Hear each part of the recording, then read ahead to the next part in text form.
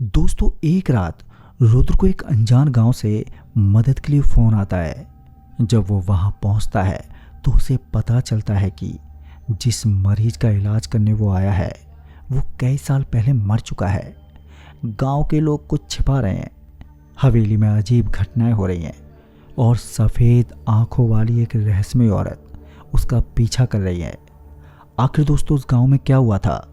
मृत लोग डॉक्टर रुद्र को क्यों बुला रहे थे? और काली बावड़ी में ऐसा कौन सा रहस्य छुपा था जिसने पूरे गांव को खौफ के साए में जीने पर मजबूर कर दिया? क्योंकि जब डॉक्टर रुद्र ने ये सच जाना तो उनके भी पैरों तले ज़मीन खिसक गई। नमस्कार दोस्तों, मैं हूं आप सभी का दोस्त राजकुमार। आप देख रहे हैं नेटवर्क 33। चैनल पर नए हैं तो चैनल को सब्सक्राइब ज़रूर कर दें और साथ ही वीडियो को लाइक करके नीचे कमेंट बॉक्स में अपनी राय ज़रूर दें। तो चलिए शुरू कर लेते हैं आज की इस डरावनी भूतिया कहानी को। दोस्तों, मेरा नाम रुद्र प्रकाश है और आज मैं आपको अपनी ज़िंदगी की ऐसी घटना सुनाने जा रहा हूँ जिसे याद करके आज भी मेरी नींद उड़ जाती है। ये कोई साधारण कहानी नहीं है, बल्कि एक ऐसा अनुभव है जिसने मेरी पूरी ज़िंदगी बदल कर रख दी। कम से कम मेरे लिए तो ये बिल्कुल भी काल्पनिक नहीं है, क्योंकि उस रात जो कुछ भी मेरे साथ हुआ था उसने मेरे सोचने, समझने और जीने का तरीका हमेशा के लिए बदल दिया। दोस्तों, आज मेरी उम्र 50 साल से ऊपर की हो चुकी है और अब मैं किसी भी हालत में रात के समय किसी मरीज के घर नहीं जाता। लोग अक्सर मुझसे पूछते हैं कि आखिर ऐसा क्या हुआ था जिसकी वजह से मैंने रात में बाहर निकलना लगभग बंद कर दिया। हालांकि मैं हर बार इस सवाल को टाल देता हूँ, लेकिन अब मुझे लगता है कि इस रहस्य को हमेशा अपने सीने में दबा कर रखना ही सही होगा। इसलिए आज मैं आपको वो पूरी घटना बताने जा रहा हूँ। दोस्तों, ये बात लगभग 12 साल पुरानी है, जब मैं बिहार के एक छोटे से कस्बे में कंपाउंडर का काम करता था। हालांकि मेरे पास कोई बड़ी मेडिकल डिग्री नहीं थी, लेकिन कई वर्षों का अनुभव होने के कारण आसपास के गांव के लोग मुझे डॉक्टर कहकर बुलाते थे। और यही वजह थी कि दूर दूर के गांव से लोग मेरे पास इलाज कराने आते थे। और यदि किसी मरीज की हालत गंभीर होती तो वो मुझे घर बुला लेते थे। दिन हो या रात, गर्मी हो या कड़ाके की ठंड, मैं लोगों की मदद के लिए निकल पड़ता था। और इसी कारण धीरे धीरे लोगों का भरोसा मुझ पर बढ़ता गया। लेकिन मुझे बिल्कुल भी अंदाज़ा नहीं था कि एक रात यही आदत मेरी ज़िंदगी की सबसे बड़ी गलती साबित होने वाली है। दोस्तों, दीपावली आने में अभी 4 दिन बाकी थे और पूरा का पूरा बाजार रंग बिरंगी रोशनियों से जगमगा रहा था। दुकानों पर भीड़ लगी हुई थी, बच्चे पटाखे खरीद रहे थे और हर तरफ उत्साह का माहौल बना हुआ था। लेकिन उस रात मेरा क्लिनिक सामान्य दिनों की तुलना में थोड़ा जल्दी खाली हो गया था। करीब 10:30 बजे आखिरी मरीज भी चला गया और उसके बाद मैंने दवाइयों की अलमारी बंद कर दी। फिर मैं अपनी कुर्सी पर बैठकर दिन भर का हिसाब किताब देखने लगा। बाहर ठंडी हवाएं चल रही थी और आसमान में घने बादल छाए हुए थे, जिससे ऐसा लग रहा था कि किसी भी समय बारिश शुरू हो सकती है। अभी यहीं कोई 11:45 ही हुए होंगे कि अचानक ही मेरा मोबाइल फ़ोन बज उठा। उस वक्त इतनी रात में किसी का फ़ोन आना अपने आप में असामान्य बात थी, इसलिए मैंने तुरंत ही स्क्रीन की तरफ देखा तो वो नंबर अनजान था। लेकिन मैंने वो कॉल रिसीव की और बोला, हेलो। पर कुछ सेकंड तक दूसरी तरफ से कोई आवाज़ ही नहीं आई और इसी वजह से मुझे लगा कि शायद कॉल कट गई है। लेकिन तभी एक बेहद धीमी, कांपती हुई और दर्द भरी आवाज़ सुनाई दी, जो कुछ ऐसी थी, डॉक्टर साहब। दोस्तों, उस आवाज़ में ऐसी बेबसी थी कि मैं तुरंत ही सीधा होकर बैठ गया और तुरंत ही बोला, जी बोलिए। तभी दूसरी तरफ से मौजूद वो आदमी रोते हुए बोला, साहब मेरे बेटे को बचा लीजिए, उसकी हालत बहुत ज़्यादा ख़राब है। तभी मैंने गंभीर स्वर में पूछा, अरे क्या हुआ है उसे? कोई दिक्कत हो गई है क्या? जिस पर उस आदमी ने बताया कि उसे 3 दिन से बहुत तेज बुखार है और अब उसकी हालत लगातार बिगड़ती जा रही है। हमारे गांव में कोई डॉक्टर भी नहीं है, इसलिए आप बस एक बार आ जाइए। दोस्तों, उस आदमी की आवाज़ सुनकर मुझे साफ महसूस हो रहा था कि वो सचमुच में बेहद परेशान है, जिस वजह से मैंने उससे गांव का नाम पूछा। लेकिन जैसे उसने गांव का नाम बताया तो मैं कुछ सेकंड के लिए चुप हो गया। दरअसल उस गांव का नाम था सोन बरसा टोला। मैंने ये नाम पहले भी कई बार सुना था, लेकिन इलाज के सिलसिले में नहीं। दरअसल इस गांव के बारे में तरह तरह की अजीब अफवाहें फैली हुई थी। कोई कहता था कि वहाँ रात में अजीब आवाज़ सुनाई देती है, जबकि कुछ लोग दावा करते थे कि गांव के रास्ते पर परछाइयाँ भटकती हुई दिखाई देती हैं। हालांकि मैं इन सब बातों को अंधविश्वास मानता था, इसलिए मैंने उन अफवाहों पर कभी ज़्यादा ध्यान नहीं दिया। तभी मैंने एक धीमी आवाज़ में पूछा, आपका गांव यहाँ से कितनी दूर है? जिस पर उस आदमी ने जवाब दिया कि लगभग 60 किलोमीटर दूर। दोस्तों, अब ये सुनते ही मैंने घड़ी की तरफ देखा तो रात के लगभग 12 बजने वाले थे और इतनी दूर का सफ़र इस वक्त आसान नहीं था। हालांकि मेरे मन में थोड़ी झिझक थी, लेकिन दूसरी तरफ मौजूद उस पिता की बेबसी मुझे लगातार परेशान कर रही थी। आखिरकार मैंने जाने के लिए हामी भर दी, और जब मैंने हाँ कर दी तो मेरे इतना कहते ही दूसरी तरफ से राहत की एक लंबी सांस सुनाई दी। और फिर वो आदमी बोला, डॉक्टर साहब जल्दी आइए और बहुत देर मत कीजिएगा आप। और इतना कहते ही वो कॉल कट गई। उस वक्त मुझे बिल्कुल भी अंदाज़ा नहीं था कि बाद में यही शब्द मेरे दिमाग में बार बार गूंजने वाले हैं। फिर मैंने जल्दी से अपना मेडिकल बैग उठाया और क्लिनिक बंद किया और अपनी पुरानी मोटरसाइकिल निकाल ली, जिसके बाद मैं आधी रात को ही सोन बरसा टोला की ओर निकल पड़ा। शुरुआत में तो सड़क काफ़ी अच्छी थी और रास्ते में कुछ गाड़ियां भी दिखाई दे रही थी, लेकिन जैसे जैसे मैं आगे बढ़ता गया तो सड़क पर आबादी कम होती चली गई। कुछ समय बाद दुकानें भी गायब हो गईं, यहाँ तक कि सड़क पर रोशनी भी नहीं रही। और फिर धीरे धीरे मैं पूरी तरह एक सुनसान इलाके में पहुँच गया। फिर करीब आधा रास्ता तय करने के बाद मुझे सड़क के किनारे एक छोटी सी चाय की दुकान दिखाई दी। इतनी रात में उसका खुला होना ही अपने आप में एक अजीब बात थी। दुकान के बाहर एक लालटेन जल रही थी, जिसकी पीली रोशनी अंधेरे को मुश्किल से चीर पा रही थी। उस चाय की दुकान को देखते ही मैंने सोचा कि थोड़ी देर रुककर चाय पी लेना बेहतर रहेगा। और जैसे ही मैं बाइक से उतरा तो मेरी नज़र दुकान पर बैठे एक बूढ़े आदमी पर पड़ी। उसकी सफ़ेद दाढ़ी लगभग कमर तक पहुंच रही थी, उसकी आंखें अंदर धसी हुई थी और चेहरे पर एक अजीब सी गंभीरता थी। पर हैरान की बात यह थी कि उसने मुझसे कुछ पूछे बिना ही चाय बनानी शुरू कर दी, जिस पर मैंने मुस्कुराते पूछा, अरे बाबा, इतनी रात को भी दुकान खुली रखते हो आप?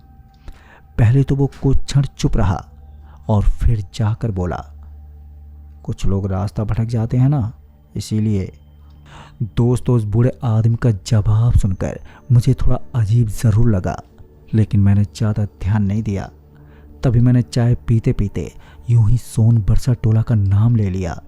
लेकिन जैसे उस गांव का नाम मेरे मुंह से निकला कि उस बूढ़े आदमी के हाथ अचानक ही रुक गए और उसने धीरे से अपना सिर उठाया और पहली बार सीधे मेरी आंखों में देखा तो उसकी आंखों में ऐसा डर था जिसे मैं आज तक नहीं भूल पाया हूँ। दोस्तों, उस चाय वाले बूढ़े की बात सुनने के बाद मैं ज़रूर थोड़ा असहज हो गया था, लेकिन फिर भी मैं खुद को बार बार यही समझा रहा था कि ये सब अंधविश्वास है। आखिर मैं एक पढ़ा लिखा इंसान था और वर्षों से मैं मरीजों का इलाज कर रहा था, इसलिए भूत प्रेत जैसी बातों पर आसानी से विश्वास करना मेरे स्वभाव में नहीं था। हालांकि उस बूढ़े की आंखों में जो डर मैंने देखा था वो बार बार मेरे दिमाग में घूम रहा था। तभी मैंने अपनी चाय ख़त्म की और बाइक स्टार्ट करके निकल पड़ा सोन बरसा टोला की ओर। पर जैसे जैसे मैं आगे बढ़ रहा था तो रात और भी गहरी होती जा रही थी। सड़क के दोनों तरफ खड़े घने पेड़ हवा के साथ धीरे धीरे हिल रहे थे और उनकी लंबी परछाइयाँ सड़क पर इस तरह फैल रही थी मानो कोई काला साया मेरे साथ साथ चल रहा हो। यहाँ की ठंडी हवा अब पहले से कहीं ज़्यादा तेज हो चुकी थी। उसकी सिरहन मेरे कपड़ों को चीरती हुई शरीर के भीतर तक उतर रही थी, जिस वजह से मैं अपनी जैकेट का कॉलर ऊपर कर लिया और बाइक की रफ्तार बढ़ा दी, क्योंकि मैं जितनी जल्दी हो सके उस गांव तक पहुंच जाना चाहता था। फिर कुछ किलोमीटर तक सब कुछ सामान्य रहा। वो सड़क सुनसान ज़रूर थी, लेकिन उसमें कुछ भी असामान्य जैसा बिल्कुल भी नहीं था। फिर अचानक ही मुझे एक अजीब बात महसूस हुई। वो ये थी कि पूरे रास्ते में एक भी इंसान दिखाई नहीं दे रहा था। ना कोई ट्रक, ना कोई कार और ना कोई बाइक और ना ही कोई राहगीर। मुझे ऐसा लग रहा था जैसे पूरी दुनिया सो चुकी हो और उस लंबी सड़क पर सिर्फ मैं ही बचा हूँ। तभी मैंने घड़ी की तरफ देखा तो अब रात के 12:40 हो चुके थे। लेकिन उसी वक्त बाइक की हेडलाइट कुछ दूर सड़क किनारे खड़ी एक आकृति पर पड़ी। पहले तो मुझे लगा कि शायद ये कोई राहगीर होगा जो मदद का इंतज़ार कर रहा है, लेकिन जैसे जैसे मैं उसके करीब पहुंचने लगा तो मेरे मन में एक अजीब सी बेचैनी पैदा होने लगी। दरअसल दोस्तों, ये एक औरत थी और उस औरत ने एक सफ़ेद रंग की साड़ी पहन रखी थी और उसका पल्लू सिर पर था और साथ ही उसकी गोद में एक छोटा बच्चा भी मौजूद था। वो औरत सड़क के बिल्कुल किनारे पर खड़ी थी और धीरे धीरे अपना हाथ उठाकर मुझे रुकने का इशारा कर रही थी। तभी उस औरत को देखकर मेरे मन में दया आ गई कि आखिर इतनी रात में कोई औरत अपने बच्चे के साथ इस सुनसान सड़क पर अकेली क्यों खड़ी होगी। शायद उसे किसी की मदद की ज़रूरत हो, जिस वजह से मैंने बाइक की स्पीड थोड़ी कम कर दी। लेकिन तभी अचानक ही मुझे उस चाय वाले बूढ़े की बात याद आ गई, जिसने मुझसे कहा था कि रास्ते में किसी को भी लिफ्ट मत देना, जिस वजह से मेरे हाथ एक पल के लिए ब्रेक पर रुके। लेकिन अगले ही क्षण मैंने उन्हें हटा लिया। मैंने खुद से बोला, यार ये सिर्फ एक संयोग है। लेकिन तभी वो औरत धीरे धीरे अपना सिर उठाने लगी। पहले उसकी ठुड्डी दिखाई दी और फिर उसके होंठ और फिर उसका पूरा चेहरा, और फिर अगले ही पल मेरे शरीर का खून जैसे जम गया था। दोस्तों, उस औरत की आंखें पूरी तरह सफ़ेद थी, ना उनमें कोई पुतली थी और ना कोई रंग, बस दो सफ़ेद चमकते हुए आंखें थी। वो औरत सीधे मेरी तरफ देख रही थी। उसके होंठों पर धीरे धीरे एक भयानक मुस्कान भी फैलने लगी।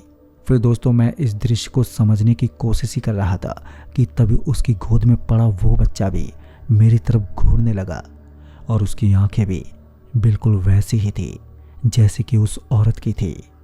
उस पल मेरे पूरे शरीर में ऐसा लगा जैसे कोई बिजली दौड़ गई हो, यहाँ तक कि मेरी सांसें तक अटक गई थी।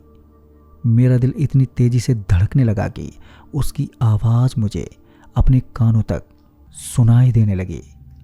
तभी मैंने बिना एक सेकंड गवाए बाइक का एक्सीलेटर पूरी ताकत से घुमा दिया, जिस वजह से मेरी बाइक आगे की ओर झटके से बढ़ी और हवा की तेज सरसराहट मेरे कानों के पास से गूंजने लगी, जिस वजह से अब मैं पीछे मुड़कर देखने की हिम्मत नहीं कर पा रहा था। लेकिन फिर भी मुझे लगातार ऐसा महसूस हो रहा था कि कोई मुझे घूर रहा है, कोई ऐसी चीज़ जो इंसान नहीं थी। लगभग 2 मिनट तक मैं पूरी रफ्तार से बाइक चलाता रहा। फिर किसी तरह हिम्मत जुटाकर मैंने रियर व्यू मिरर में देखा तो पीछे वो सड़क पूरी तरह खाली थी और साथ ही अब वो औरत वहाँ पर मौजूद नहीं थी और उसका बच्चा भी गायब था। मुझे ऐसा लग रहा था मानो जैसे वहाँ पर कोई खड़ा ही नहीं था। तभी मैंने राहत की एक लंबी सांस ली, लेकिन तभी मेरी नज़र मिरर के कोने पर गई तो मेरी सांसें फिर से फूल गईं, क्योंकि कुछ सेकंड के लिए मुझे फिर से मिरर में वही 2 सफ़ेद आंखें दिखाई दी। मुझे ऐसा लग रहा था जैसे कोई ठीक मेरे पीछे बैठा हो, जिस वजह से मैं डरकर तुरंत ही पीछे मुड़ा। लेकिन वहाँ पर कोई नहीं था, सिर्फ खाली सड़क और अंधेरा मौजूद था। पर जब मैंने दोबारा से मिरर की तरफ देखा तो अब वो आंखें भी गायब हो चुकी थी। लेकिन हाँ, अब मेरे माथे पर ठंडे पसीने की बूंदें चमकने लगी थी और मैं खुद को समझाने की कोशिश कर रहा था कि शायद ये सिर्फ मेरा भ्रम है, शायद रात का सफर है। हो सकता है लगातार सुनसान रास्ते पर चलने की वजह से मेरा दिमाग गलत चीज़ें देख रहा है। लेकिन दोस्तों, मेरा दिल अब इन सब बातों को मानने के लिए तैयार ही नहीं था और शायद इसीलिए मेरा भीतर का एक अनजाना डर लगातार बढ़ता जा रहा था। फिर करीब 20 मिनट के बाद दूर मुझे कुछ मकानों की धुंधली आकृतियां दिखाई देने लगी। मोबाइल के नक्शे के अनुसार मैं सोन बरसा टोला के बहुत ही करीब पहुंच चुका था। लेकिन जैसे जैसे मैं गांव के पास पहुंच रहा था तो पता नहीं क्यों मेरी बेचैनी भी बढ़ती जा रही थी, क्योंकि देखने से ये गांव किसी सामान्य गांव जैसा बिल्कुल भी नहीं लग रहा था। पर जैसे जैसे मैं सोन बरसा टोला के करीब पहुंच रहा था तो मेरे दिल की धड़कन भी काफ़ी तेज हो जा रही थी। हालांकि मैं खुद को बार बार ये समझाने की कोशिश कर रहा था कि डरने जैसी कोई बात ही नहीं है, लेकिन फिर भी मेरे मन के किसी कोने में एक अजीब सी बेचैनी लगातार बढ़ती जा रही थी। दोस्तों, आमतौर पर गांव में रात के समय भी कहीं ना कहीं कोई रोशनी दिखाई दे ही जाती है। किसी घर में बल्ब जल रहा होता है तो कहीं लोग चौपाल पर बैठे बातें कर रहे होते हैं, तो कहीं कुत्तों के भौंकने की आवाज़ें सुनाई देती हैं। लेकिन यहाँ जैसे ही मैंने सोन बरसा टोला की सीमा में प्रवेश किया तो मुझे तुरंत ही एहसास हो गया कि ये गांव बाकी के गांव जैसा बिल्कुल भी नहीं है, क्योंकि ये पूरा गांव घने अंधेरे में डूबा हुआ था। ऐसा लग रहा था मानो यहाँ वर्षों से किसी ने दीपक तक ना जलाया हो। तभी मैंने बाइक की रफ्तार धीमी कर दी और चारों तरफ नज़र दौड़ाने लगा। लेकिन जितना मैं देख रहा था तो मैं उतना ही बेचैन होता जा रहा था। पर सबसे अजीब बात यह थी कि पूरे गांव में अस्वाभाविक खामोशी फैली हुई थी। यहाँ पर ना कोई इंसान दिखाई दे रहा था और ना ही किसी घर से कोई आवाज़ आ रही थी, ना कुत्तों के भौंकने की आवाज़ और ना ही झींगरों की झंझनाहट। यहाँ तक कि हवा की सरसराहट भी यहाँ जैसे गायब हो गई थी। दोस्तों, इतनी गहरी खामोशी मैंने अपनी ज़िंदगी में कभी महसूस ही नहीं की थी। ऐसा लग रहा था जैसे कि पूरा गांव सांस रोके किसी चीज़ का इंतज़ार कर रहा हो। पर मैं हिम्मत बांधे धीरे धीरे उस गांव के भीतर बढ़ता गया। उस जगह पर मुझे दोनों तरफ सिर्फ पुराने मकान दिखाई दे रहे थे। कुछ मकानों की तो दीवारें तक टूट चुकी थी, जबकि कुछ के दरवाजे आधे उखड़े हुए थे। कई घर तो ऐसे लग रहे थे मानो बरसों से उनमें कोई नहीं रहा हो। पर एक जगह पर मुझे एक टूटा हुआ झूला ज़रूर दिखाई दिया, जो बिना हवा के भी धीरे धीरे हिल रहा था। और उसे देखते ही मैंने अपनी बाइक रोक दी। पहले तो कुछ क्षण तक मैं उसी झूले को देखता रहा, लेकिन फिर अचानक ही वो झूला पता नहीं कैसे अपने आप ही रुक गया। और उस झूले को ऐसे अपने आप ही रुकते देख मेरे शरीर में एक सिरहंसी दौड़ गई। पर मैंने तुरंत ही नज़रें फेर ली और मैं फिर से आगे बढ़ गया।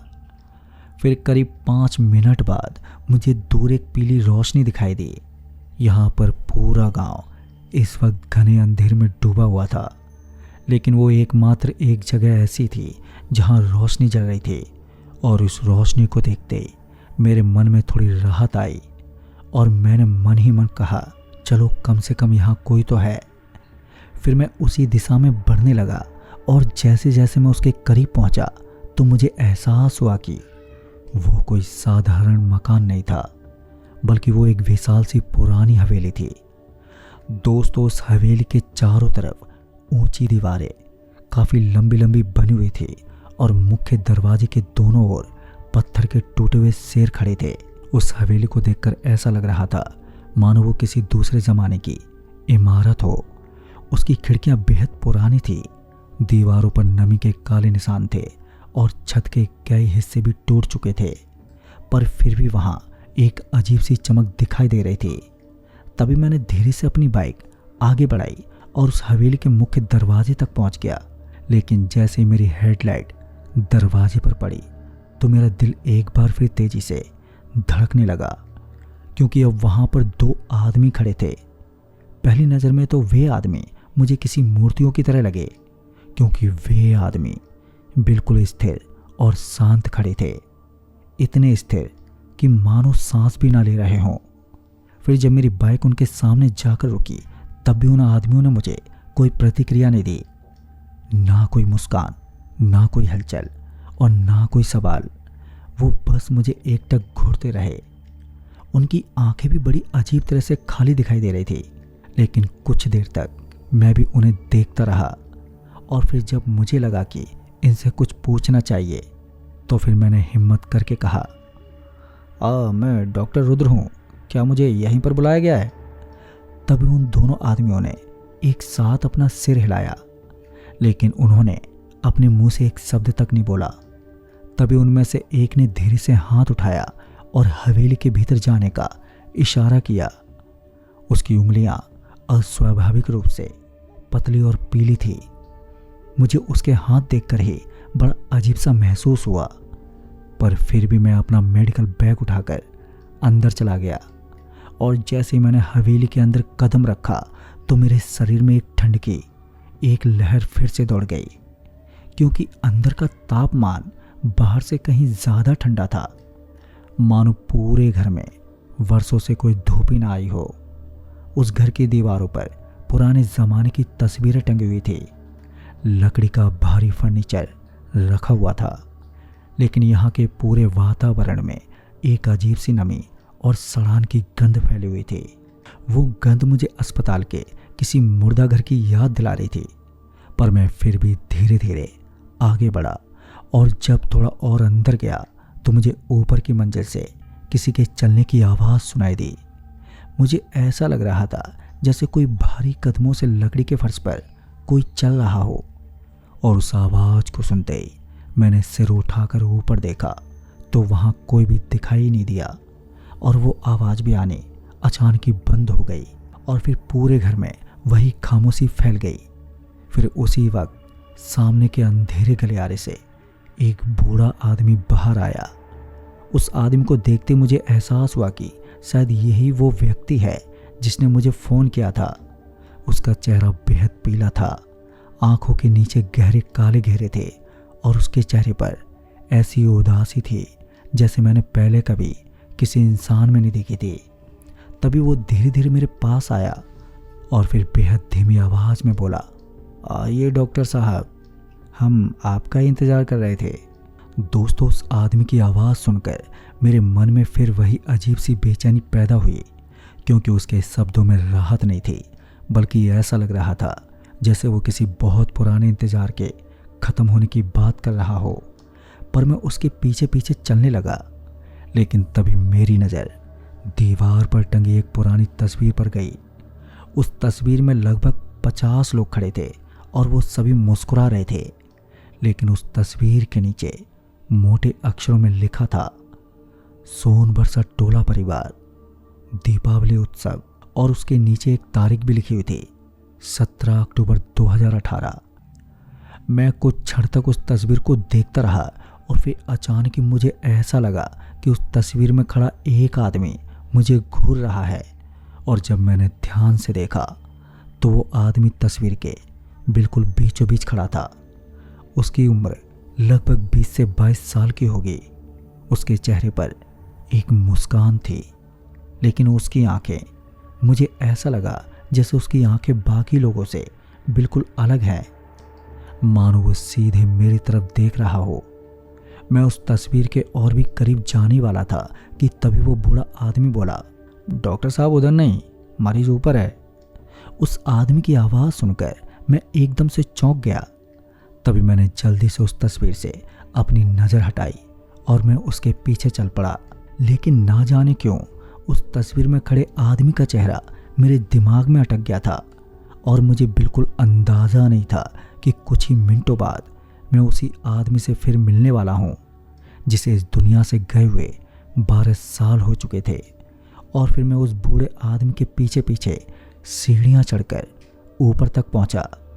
लेकिन अब मेरे मन में डर पहले से कहीं ज़्यादा बढ़ चुका था, क्योंकि उस तस्वीर में दिखाई दिया वो आदमी अब बार बार मेरी आंखों के सामने आ रहा था। और ना जाने क्यों मुझे ऐसा लग रहा था कि इस हवेली का रहस्य उसी से जुड़ा हुआ है। पर जैसे हम ऊपर पहुंचे तो एक पुराने कमरे का दरवाज़ा अपने आप ही चलने की आवाज के साथ खुल गया। उस कमरे के अंदर एक चारपाई रखी थी और उस चारपाई पर वही आदमी लेटा हुआ था, वही चेहरे वाला जिसे मैंने कुछ मिनट पहले ही तस्वीर में देखा था। उस आदमी को देखते मेरे कदम वहीं ठहर गए और मैंने घबराकर तस्वीर की तारीख याद की। साल 2018, लेकिन अभी साल 2030 चल रहा था। पर यह कैसे संभव था? मैं इसी सोच में डूब गया। फिर मैंने कांपते हाथों से उसकी नब्ज देखने की कोशिश की, लेकिन उसके शरीर में एक अजीब सी ठंडक थी। ऐसा लग रहा था जैसे मैं किसी जीवित इंसान को नहीं बल्कि किसी लाश को छू रहा हूं। तभी उस आदमी ने धीरे धीरे अपनी आंखें खोली और अगले ही पल मेरा दिल जैसे रुक गया था। उसकी आंखें पूरी तरह सफेद थी और उस कमरे की हवा भी अचानक ही भारी हो गई। वो दरवाजा अपने आप ही बंद हो गया और फिर वो आदमी एकदम से मुस्कुराया और धीरे से बोला, आखिर आप आ ही गए डॉक्टर साहब। अब ये सुनते ही मेरे मुंह से मुश्किल से शब्द निकले और मैं बोला, कौन हो तुम और मुझे क्यों बुलाया है? मैंने अभी इतना ही कहा था कि तभी वो आदमी अपनी चारपाई से उठकर बैठ गया और बोला, मेरा नाम अमन है और मैं 12 साल से आपका इंतजार कर रहा हूँ। दोस्तों, ये सुनते ही मेरे पैरों तले जमीन खिसक गई। तभी उस कमरे की दीवारें भी धीरे धीरे बदलने लगी। अब उन पर एक अजीब सी परछाइयाँ उभरने लगी थी और फिर अगले ही पल मुझे लगा जैसे मैं किसी दूसरी दुनिया में पहुंच गया हूं, क्योंकि अब मेरे सामने एक अलग ही नज़ारा था।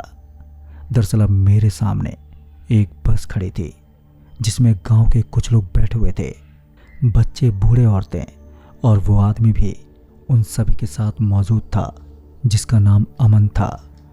बस के बाहर तेज बारिश हो रही थी और फिर अचानक ही सड़क पर सफ़ेद साड़ी पहने एक लड़की दिखाई दी, जिस वजह से ड्राइवर घबरा गया और उसने बस मोड़ दी। और जैसे ही बस मुड़ी कि तभी वो बस खाई में जा गिरी और जैसे ही बस खाई में गिरी कि तभी एक जोरदार चीखें गूंज उठी। चारों तरफ खून और अफरा तफरी मच गई।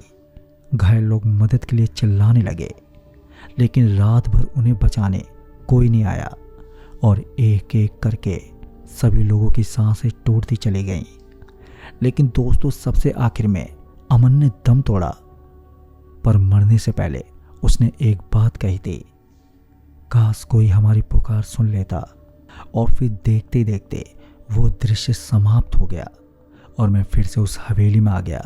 वो आदमी जिसका नाम अमन था अब वो मेरी तरफ देख रहा था। उसकी आंखों में गुस्सा नहीं बल्कि एक दर्द था और एक दर्द के साथ बोला, डॉक्टर साहब, हम मर गए हैं, लेकिन हमारी आखिरी पुकार अधूरी रह गई, इसलिए हमारी आत्मा यहीं पर अटक गई हैं। तभी मैंने लड़खड़ाती हुई आवाज़ में पूछा, लेकिन मुझे क्यों बुलाया गया? जिस पर अमन ने धीरे से मुस्कुराया और फिर जाकर बोला, क्योंकि 12 साल में पहली बार किसी ने हमारी आवाज़ सुनी है, पहली बार कोई हमारी मदद के लिए यहाँ पर आया है। दोस्तों, उसी क्षण हवेली के बाहर एक तेज आंधी चलने लगी। खिड़कियाँ अपने आप खुल गई और बाहर सैकड़ों परछाइयाँ दिखाई देने लगी। वो गांव के सभी मरे हुए लोग थे और वे धीरे धीरे हवेली की ओर बढ़ रहे थे। तभी अमन ने मेरी तरफ देखते हुए कहा, हमें मुक्त करने का एक ही तरीका है। गांव के बीच जो पुराना स्मारक है वहां हमारे नाम तक नहीं लिखे गए हैं। हमारी मौत को लोगों ने भुला दिया है। जब तक दुनिया हमें याद नहीं करेगी तब तक हम भटकते रहेंगे। दोस्तों, फिर मैं समझ गया कि उन्हें बदला नहीं चाहिए था, बल्कि उन्हें सिर्फ लोगों के दिलों में एक याद चाहिए थी। तभी मैंने किसी तरह अपने आप को शांत किया और फिर मैंने उसी वक्त अमन से वादा किया कि मैं तुम्हारी बात सबके सामने रखूंगा, तुम्हें कोई नहीं भूलेगा।